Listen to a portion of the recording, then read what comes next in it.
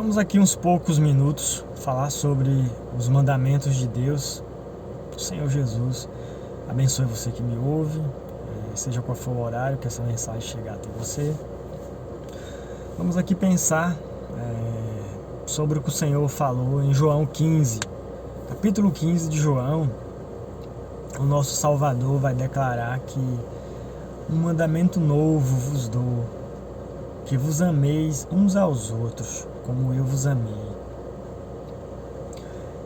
João, na sua primeira carta, no capítulo 5, vai declarar que todo aquele que de Deus é nascido ama aquele que o gerou.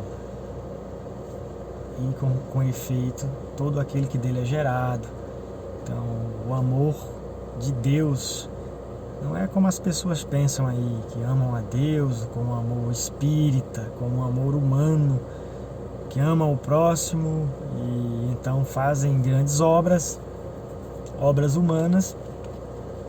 Para você entender um pouco, você vai ver que Paulo, quando fala desse amor, desse caminho mais excelente, em 1 Coríntios 13, ele vai dizer que ainda que eu vendesse os meus bens para sustentar os pobres e não tivesse amor, eu nada seria.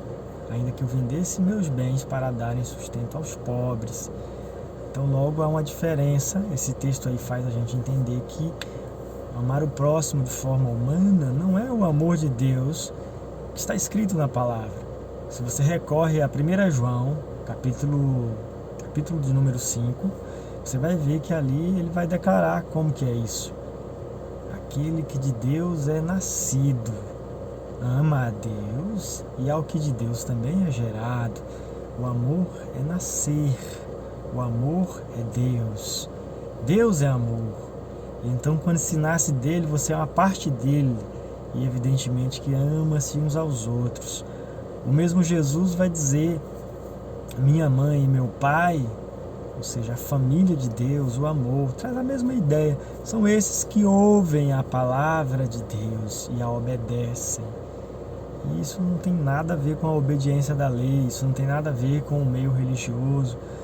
Esse ouvir tem tudo a ver com o ouvir a voz da verdade, com o nascer do Espírito. O assunto é sempre o mesmo. A mentalidade humana é que não entende. Mas vamos ver isso aqui simples. Guardar o sábado. Religiosamente, você vai abrir a Bíblia, especialmente no Velho Testamento, e vai ter uma porrada de mandamentos, e ali vão se dizer que ali estão os mandamentos de Deus, o sábado, por exemplo, né? Mas uma das coisas boas sobre o sábado seria, pense sempre o seguinte, o mandamento de Deus, se de fato é de Deus, não é religioso, não é de uma igreja, não é de uma cultura. O mandamento que é de Deus é algo que transcende, é algo que não tem um prazo de validade. Então, o verdadeiro mandamento de Deus tem um efeito imediato.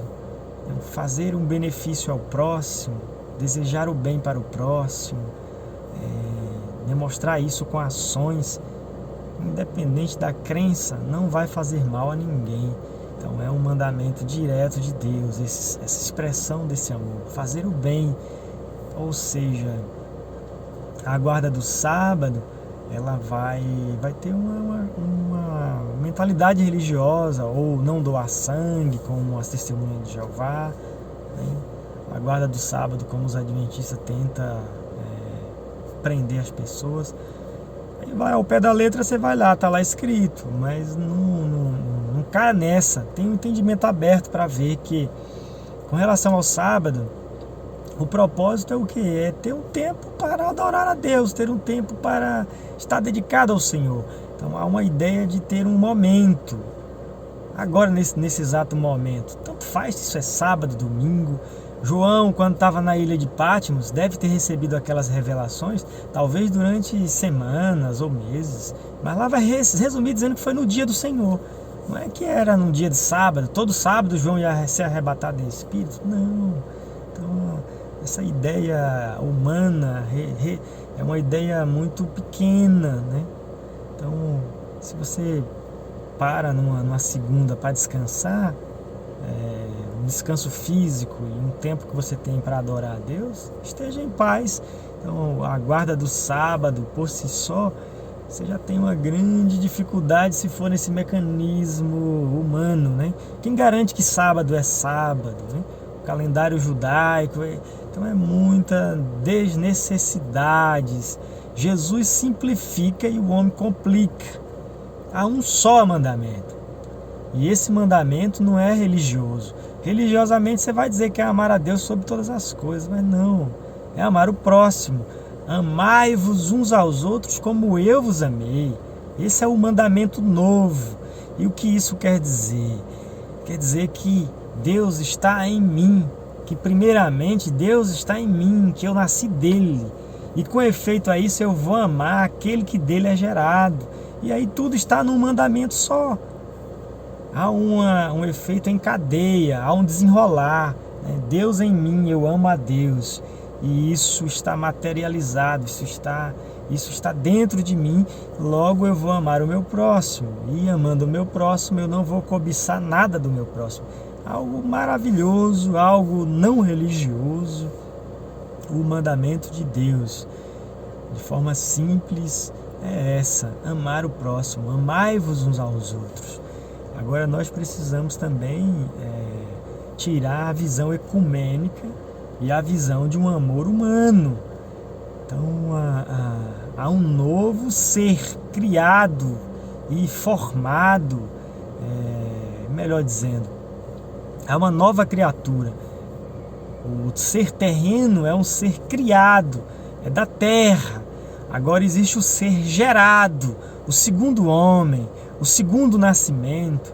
Então o amor de Deus não tem como ser na carne. É como se o homem quisesse amar mais do que Deus. Tem uma visão universalista de que todos os humanos vão ser salvos, ou que amar a Deus seja, ou que amar ao próximo seja sair fazendo bem para as pessoas, né? Dando cestas básicas ou não sei o que. Não. O maior amor é a palavra viva. E essa palavra não consiste só em palavras. Primeiramente a palavra, o evangelho, né? Evangelizai, ensinai, e evidentemente que as coisas acontecem, acompanham isso. Agora, o centro disso é a palavra do evangelho, não é o carro na frente dos bois, não é alimentar os pobres e tal. O próprio Cristo, quando multiplicou os pães e os peixes. Havia 2 peixes e 5 pães, e ele saciou aquela multidão de mais de 5.000 pessoas. Ele depois dá uma bronca dizendo: vocês me buscam pelo pão, vocês foram saciados, mas o Filho do Homem não veio para isso. Não é algo terreno, não é de pão que vive o homem, mas da palavra que sai da boca de Deus, de toda a palavra. A palavra. E que é toda a palavra? O Cristo, o pão vivo que desceu do céu, o alimento, a grande riqueza, a grande obra, a grande comissão, o Evangelho. Isso é amor. Deus amou o mundo de tal maneira que deu seu Filho. Seu Filho é a palavra. Não é uma multiplicação de pão, não é chover pão do céu. Come pão e morre. Comeu o pão da multiplicação dos pães, ou os pão lá do deserto, mas morre. Sinais, né? Recebi uma cura e não sei o que. Sinais. Pão perecível. Agora o pão que permanece para a vida eterna é crer até o fim. E o que é crer até o fim? Até Cristo ser formado. Então quando ele é formado, quando essa estrela da alva aparece em meu coração, aí está o fim da fé, que é ele sendo completo em mim. E agora a salvação me é revelada, e então chega o meu último tempo. A Bíblia inteira é uma revelação, necessita dessa compreensão do Espírito, nunca é ao pé da letra. Se você pega isso que Pedro fala, que o Filho, que no último tempo a salvação seria revelada, que você não o vê, mas o ama, então você fica com a visão humana, achando que a interpretação disso é num tempo final aonde Jesus vai vir. Isso não é dessa forma. O mesmo Pedro vai dizer numa outra passagem sobre até que a estrela da alva apareça em vossos corações. Numa outra passagem ele vai dizer, o mesmo Pedro, que 1000 dias é como 1000 anos e 1000 anos como um dia, e que o Senhor não retarda a sua palavra, não retarda a sua vinda, mas Ele quer que alguns, perceba, não é todos, né, para que os eleitos, em outras palavras, não pereçam. E mais uma vez, não é ao pé da letra uma vinda literal, Jesus vindo lá, Ele veio no ano 70 ou não sei o que, nada disso. Jesus é o Cristo e o Cristo é a palavra, e essa palavra é o Evangelho, e o Evangelho entra como uma semente, e essa semente germina o Cristo em você. E quando ele é gerado, ele não é formado, ele é gerado. Há algumas situações, como exceções daquele ladrão, onde foi instantâneo, mas é Deus o autor da obra. Tem uns que instantaneamente já o Cristo rapidamente é formado, mas tem outros que ficam com a dificuldade carnal, a carne reinando, dominando. Vamos avançar. Paulo em Efésios, ou melhor, em Filipenses capítulo 3, ele vai dizer: prossiga para o alvo, não fique embaraçado. Nós que já somos perfeitos, não vamos nos sentir assim, para a ajuda desses que estão pelejando. Então é uma dificuldade de muitos, o crescimento, entender as Escrituras, saber que, na verdade, esse último tempo, essa vinda dele nesse último tempo, está falando da nova criatura, não está falando de uma coisa física e literal, visível aos olhos humanos. Vamos pegar aqui quando Jesus com 8 dias, Simeão despede o seu... Simeão diz: despede o teu servo em paz, porque os meus olhos já viram a tua salvação. Aquilo simboliza cada eleito de Deus não partir dessa terra sem ver a salvação, sem ver a Cristo. Aquilo simboliza exatamente Cristo ser formado em cada um de nós. Eu não poderei deixar esse meu tabernáculo terreno antes que a morada celestial esteja pronta e eu, isto é, Cristo em mim, esteja completo, para que assim viver é lucro e morrer é ganho. Ou melhor, viver é Cristo e morrer é ganho. Então, aí sim, Paulo representa nesse momento uma fase final, onde viver é Cristo. Viver é gerar mais eleitos, por isso que isso é ganho. E o maior desejo é deixar esse tabernáculo terreno, porque tudo já está consumado. Então há um gemer, né? O Espírito, esse novo homem não está feliz aqui na terra.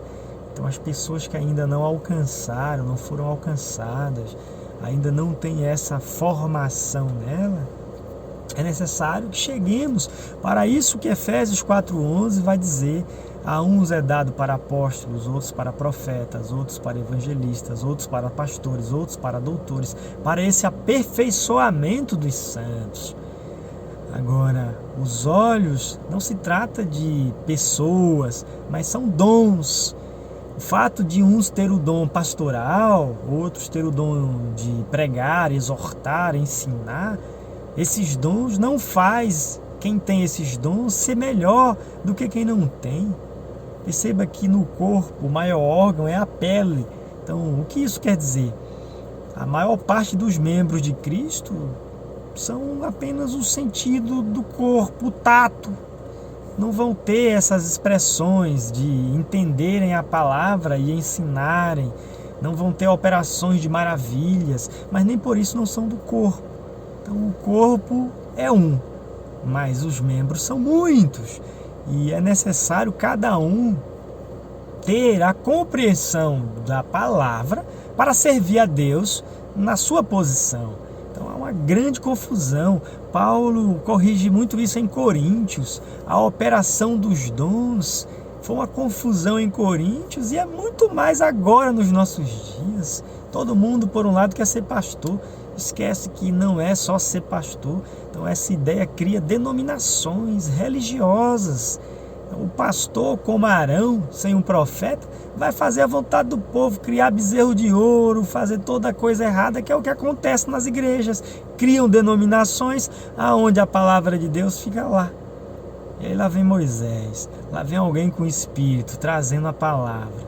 Olha só, é necessário que não só pastor, também não só profeta. Se você tem um dom, um ministério mais profético, você não vai ter pessoas, porque a palavra cortante não vai deixar ninguém com você.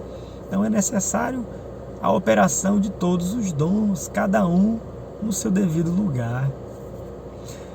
Que Deus abençoe a todos, que essas palavras possam promover edificação.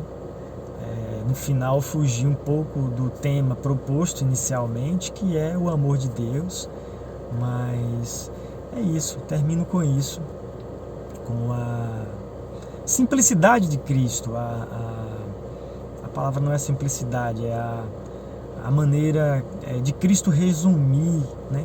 A maneira de Cristo colocar tudo numa coisa só. Isso ofende duramente a religião, onde eles vão tentar colocar um monte de regras e mandamentos, sendo que a palavra de Jesus é simples e poderosa. É como cortar o mal pela raiz. Aquela palavra poderosa onde corta a raiz do mal. Logo o mal vai murchar e toda essa árvore do mal desaparece. Não é podar as árvores como fica fazendo a vida religiosa. É podando e depois nascendo, porque não mata o mal. A vida religiosa é um exercício corporal onde você vai estar religiosamente vivendo uma vida santa, a carne se santificando. Um fariseu, um religioso. Agora o poder de Deus é diferente. O Espírito de Deus vem na raiz. Então, e ali dentro ele nasce. E então ele começa a crescer até vencer todo o mal. E aí a carne é desativada. E aí Cristo reina. Assim vivemos em vida por um só, Jesus Cristo. Em nome do Senhor Jesus, que essas palavras sejam para edificação de todo aquele que ouvir. Amém.